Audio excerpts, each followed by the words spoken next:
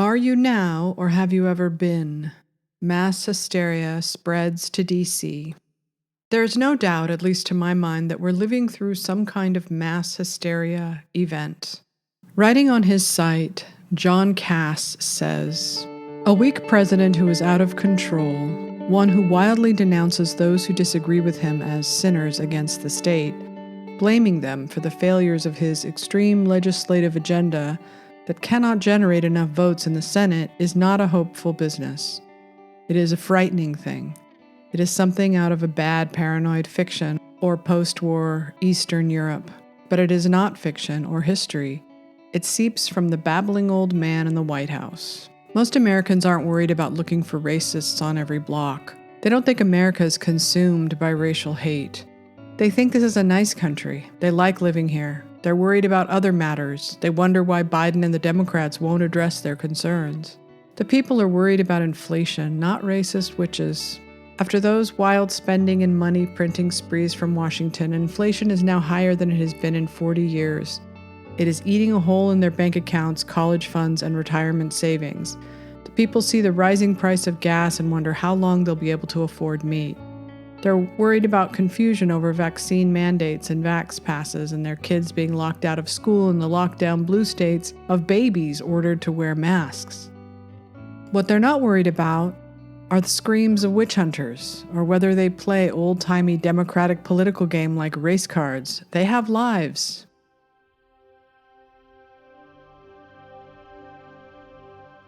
Anyone can be seen as a domestic terrorist by Biden and Merrick Garland. Parents who protest school boards, anyone who might not want to take the vaccine, anyone who objects to the practices of teaching anti-racism to children, or even people who might object to gender theory being taught to their kids. If you misgender someone, you can be banned for hate speech on Twitter. Is that now going to be the law of the land? Do the citizens have any right to dissent or object? Worse, the Biden administration doesn't seem to understand that the whole world is watching. They're watching him confused and angry, demanding his citizens comply with his orders. So insular and disconnected from reality are Joe Biden, Kamala Harris, Nancy Pelosi, and Chuck Schumer, not to mention the journalist class in the mainstream and the blue checks on Twitter, that they're actually trying to sell the pitch that a bunch of ragtag rioters who were unarmed had the power to bring down the mighty United States, to threaten our democracy, and to present any sort of challenge whatsoever to the most powerful military in the world. Imagine what Vladimir Putin makes of that, or Xi Jinping, or the Taliban leaders. Either they're laughing at us, or they're kicking themselves for not realizing just how vulnerable the United States government actually is. These aren't leaders. Writing on his Substack, Serve to Lead's James Strzok goes through how past leaders might have navigated January 6th to illustrate just how weak American leadership has become. From George Washington: would Washington have toyed with a mob from the White House and not acted to forestall violence? This was the president who put down the Whiskey Rebellion. Would Washington have fled the throngs marauding the Capitol halls? Would he have slipped onto an underground tram, repaired to an office building a quarter-mile away, barricaded himself in a bathroom in a colleague's office, and tweeted that he was traumatized? Would he have failed to recognize an oligarchy brazenly striking at the foundation of the Bill of Rights? Washington's generation knew oligarchy and feared and fought it. Recall that the British East India Company owned the product that was thrown overboard in the Boston Tea Party.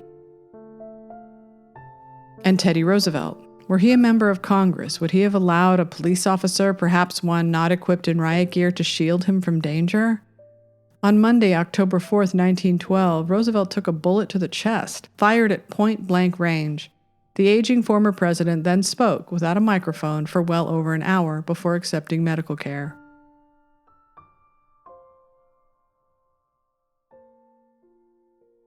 Would any of the strongest leaders of this country project such an image of weakness to the rest of the world just to score political points? You think your average person on the left looks foolish walking into a supermarket in a hazmat suit? Imagine what the rest of the world thought of Nancy Pelosi's Green Zone occupation of D.C. after January 6th. We looked like freaked out, hysteria-driven lunatics who can't handle someone using the wrong pronoun or words that make us feel unsafe. Would any of the strongest leaders of this country project such an image of weakness to the rest of the world just to score political points? Do you think your average person on the left looks foolish walking into a supermarket in a hazmat suit? Imagine what the rest of the world thought of Nancy Pelosi's Green Zone occupation of D.C. after January 6th.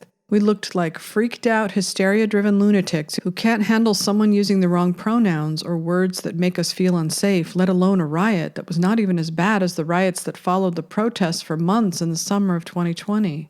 Whole businesses were burned to the ground. Dozens were killed. It was the closest thing to an actual revolution we've seen since the founding of the United States. Yet this one riot, in a futile and frankly sad effort to decertify the election count, might have looked scary as portrayed on MSNBC, but close up, it was nothing like this country hasn't seen many times before. Like in 2011 in Wisconsin and Michigan, when protesters breached the Capitol to protest a vote on labor. Yesterday's 6 p.m. meeting was announced at exactly 4:10 p.m., and protesters who rushed the building in connection with that vote, reportedly smashing windows, forcing their way through windows, through doors, and into the Capitol, climbing through the blockades by the police, I should say, may now be facing some legal consequences as well. Take a look at the scene last night.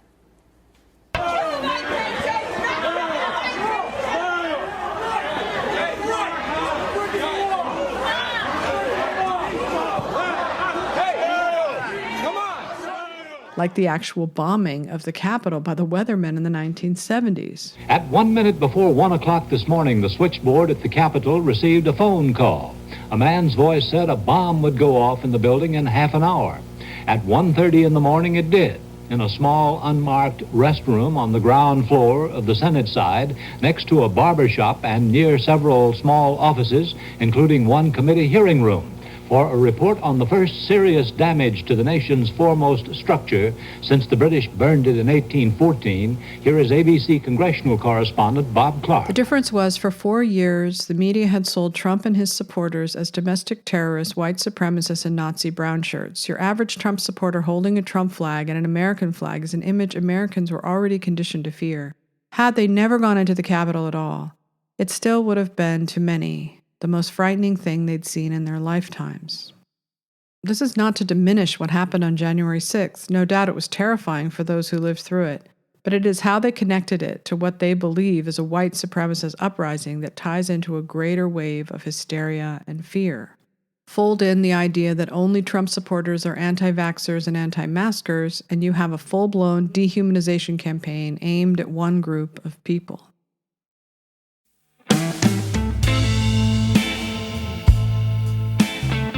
Witches everywhere.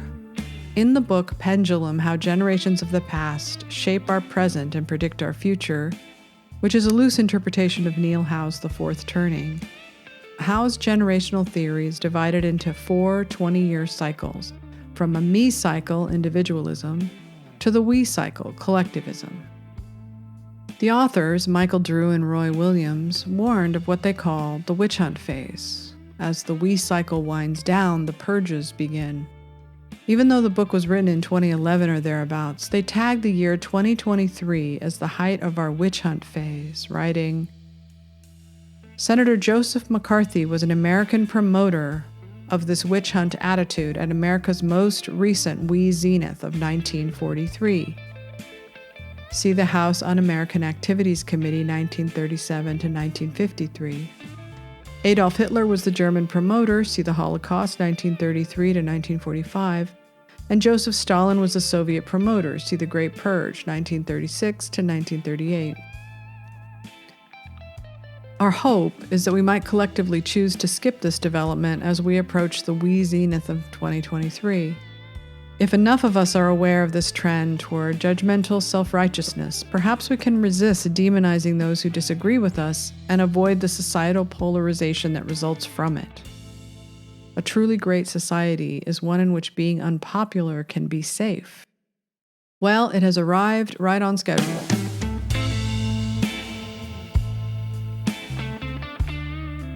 Back in 1692, the Puritans had come to America to flee religious oppression in England and were now building a shining city on the hill. The Puritans were already locked into fear paralysis by forces beyond their control. Native Americans fought hard to keep their territory, murdered Puritans, kidnapped their children, killed their livestock. An epidemic of smallpox hit the community hard, and it was a brutal winter in 1692. It is not all that surprising, given those conditions, and frankly given ours, that they would collectively snap. Into a utopia comes a major threat that triggers hysteria. In Salem, it was adolescent girls thrashing around on the floor. The reason, they were possessed by witches.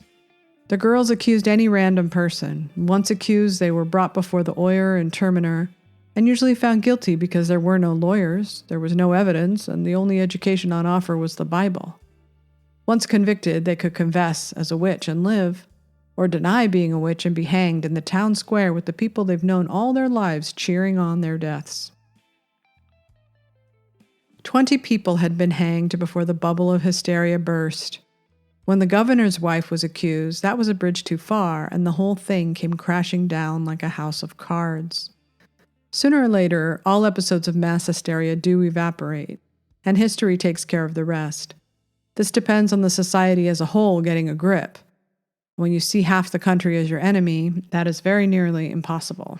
We might be closing in on that moment, but we're not there yet. Have you no decency, sir?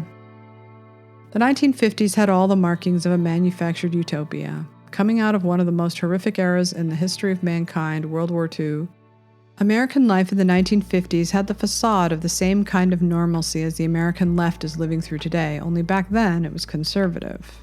It was the epitome of Americana, though it always must be noted that this was not true for many of the underserved. President Eisenhower, among the many great things he did, would end segregation in public schools and in the military. Back in the 1950s, like now, there was a happy alliance between the administrative state and Hollywood or American culture.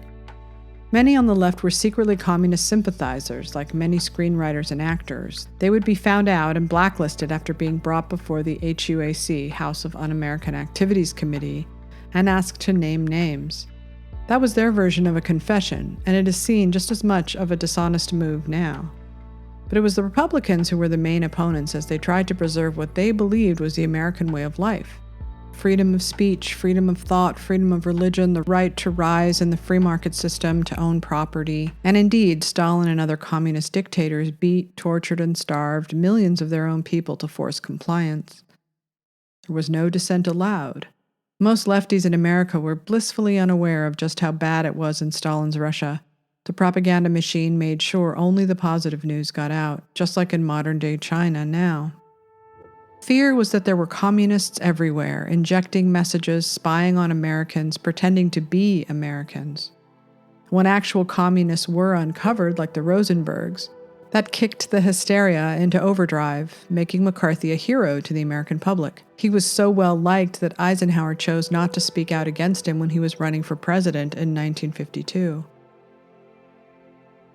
Are you now or have you ever been a member of the Communist Party? So went the big question by HUAC. To suspected communist spies or communist sympathizers the last time our country was consumed by an episode of mass hysteria. When McCarthy started targeting members of the military, it was too much for even a stalwart Republican like Ike. He set about a negative PR campaign against McCarthy and was largely responsible for not just his downfall, but the end of the mass hysteria episode against communists, though the Cold War would rage on until the 1980s.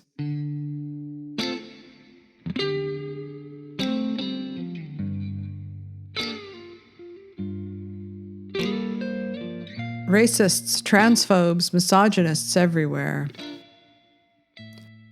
Two things of significance happened in 2008. Barack Obama became the first black president, and the government bailed out big banks to the tune of $700 billion. That year, two major revolutionary forces were born, Occupy Wall Street and the Tea Party. In 2014, another revolutionary force would become a gathering storm, Black Lives Matter. Occupy and the Tea Party began when social media was in its infancy. Obama was the first president to use Twitter to build his coalition online. It was seen as a smart way to campaign. Trump would do the same thing in the lead up to his run, around the same time, 2012. It was seen as the end of humanity itself, such that eventually Trump would be banned from the platform. Back in 2008, the left of this country had already been well on our way towards building our utopian America, our own version of the shining city on the hill. We were the beautiful people, the celebrities, the Silicon Valley whiz kids, the filmmakers. We were on the right side of the environment, women's rights, LGBTQ rights. We were progressive, idealistic, fitness gurus, empowered women who spent the previous decade going to therapy and starting an antidepressant regimen. We watched Oprah every day at 3 p.m. We vowed to do better, to be better, to offend no one. We were the everybody gets a certificate generation. Our goodness was in how responsible we were. We recycled. We cared about the oceans. We worried about bullies and school shooters, and yes, we hated the right. They were the worst this country had to offer. They were bad and we were good, and the Obamas were the leaders of all of it. But we were also afraid of everything, even then. Our children were analyzed, scrutinized to see if they were sociopaths, psychopaths, bullies, or geniuses. We drugged them, praised them, hoped for perfection, but also wanted all of them to have an equal shot at success. They became teenagers afflicted with one disorder or another, which they wore like badges of honor or identification. We did too, all of us on the left. We were both victimized by society's structure and empowered to disrupt it. Are you a white person who wants a lot of credit for helping to create racial equality while you do nothing to help create racial equality? If so, that means you want to be a woke white person. So listen up, because I'm going to give you your PhD in wokeology.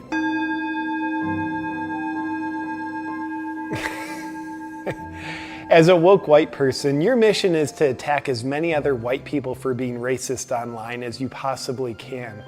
But don't worry, them actually being racist isn't a prerequisite for you attacking them for being racist. Everyone knows that racism is hate, but as a woke white person, you know that the best way to heal the world from hate is to hate the people that are spreading the hate. Let's take a look at your woke white person black belt skills in action. Tomorrow we should cancel the term white belt. Generation Z has now come of age knowing that they have to put people in categories by skin color, sex, gender, and ideology. They know they have to announce who and what people are right off the bat.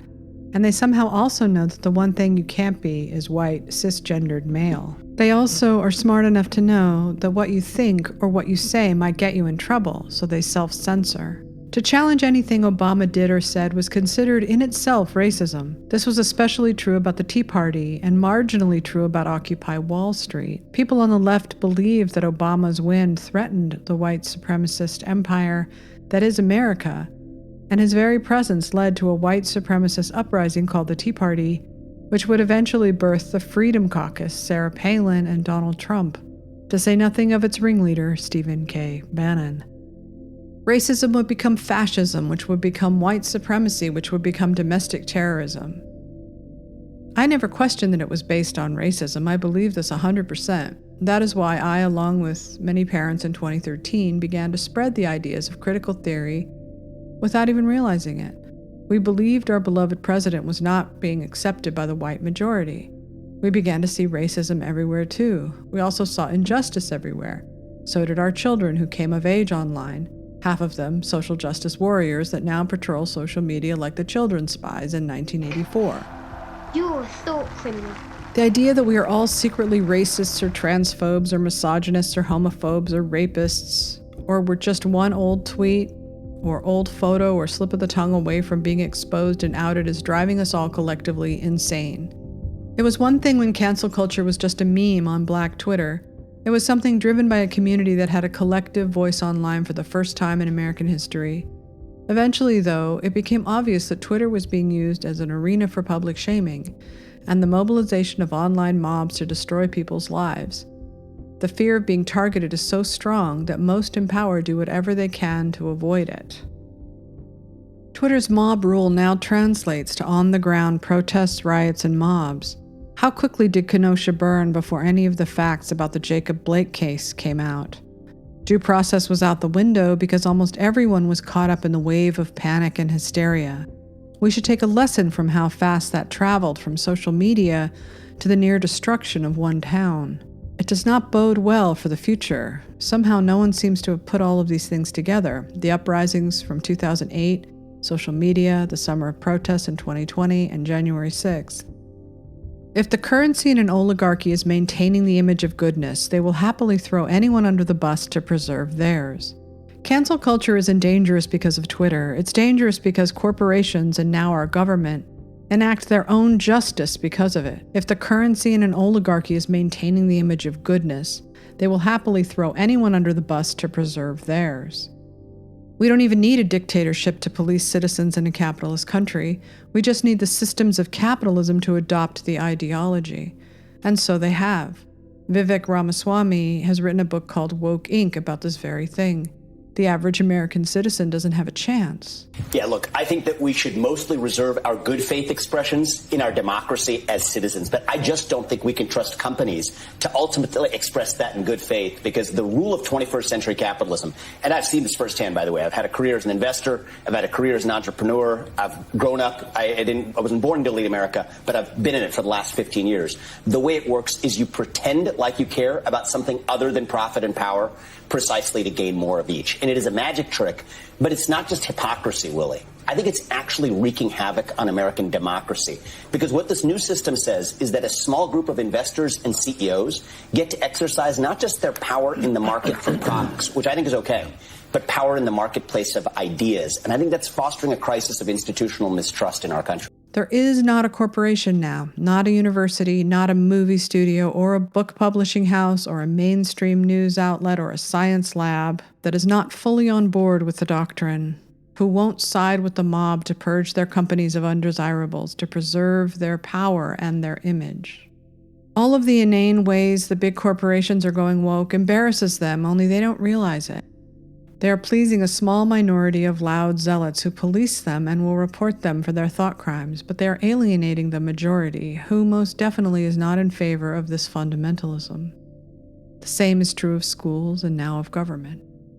The divide between the oligarchy and the working class is widening, and now with Joe Biden calling anyone who supports Trump or resists their imposed doctrine potentially a domestic terrorist or white supremacist, what kind of protections do our average citizens have? What lawyer would risk representing them? The more corporations comply with Biden's doctrine, the fear and hysteria that goes along with it, the more dangerous our country becomes for people with no power and no status. A recent column in The Spectator by Joel Kotkin warns, the new autocracy rises from a relentless economic concentration which has engendered a new and fabulously wealthy elite. 5 years ago, around 400 billionaires owned as much as half of the world's assets. Today, only 100 billionaires own that share, and Oxfam reduces that number to a mere 26. In avowedly socialist China, the top 1% of the population holds about 1/3 of the country's wealth, up from 20% 2 decades ago. Since 1978, China's Gini coefficient, which measures inequality of wealth distribution, has tripled.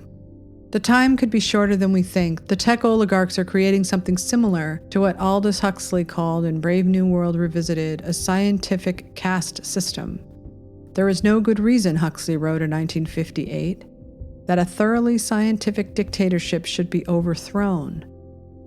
It will condition its subjects from the womb so that they grow up to love their servitude and never dream of revolution. It will maintain a strict social order and provide enough diversion through sex, drugs, and videos to keep their artificially narrowed minds occupied and sated. Imagine a future when artificial intelligence is tasked with policing our thoughts, our speech, our shopping habits, who we date, what we say online, what websites we visit. They can be as indifferent as Stalin's army. They can simply erase or disappear anyone. Otto, things have changed. We've got to go back. Sir, orders are, do not return to Earth. But life is sustainable now. Look at this plant. Green and growing. It's living proof he was wrong. Irrelevant, Captain. What? It's completely relevant. Out there is our home. Home, Otto. And it's in trouble. I can't just sit here and do nothing. That's all I've ever done. That's all anyone in this blasted ship has ever done. Nothing. On the axiom, you will survive. I don't want to survive. I want to live. Must follow my directive. Ah! In its own way, WALL-E is about fighting back against authoritarian power disguised as taking care of its citizenry via artificial intelligence. There they lay, pudgy and compliant, zoned out on media while their food is delivered to them. It is a wonderful metaphor for our potential future. With a government willing to sacrifice our image of strength abroad to satisfy panic and hysteria, and willing to use all tools at their disposal to stifle dissent, this future is not that unimaginable. Here's hoping a smart little robot like Eve shows up to help us save us from ourselves. Thanks for listening to my Substack. You can find more sashastone.substack.com. Thanks for listening.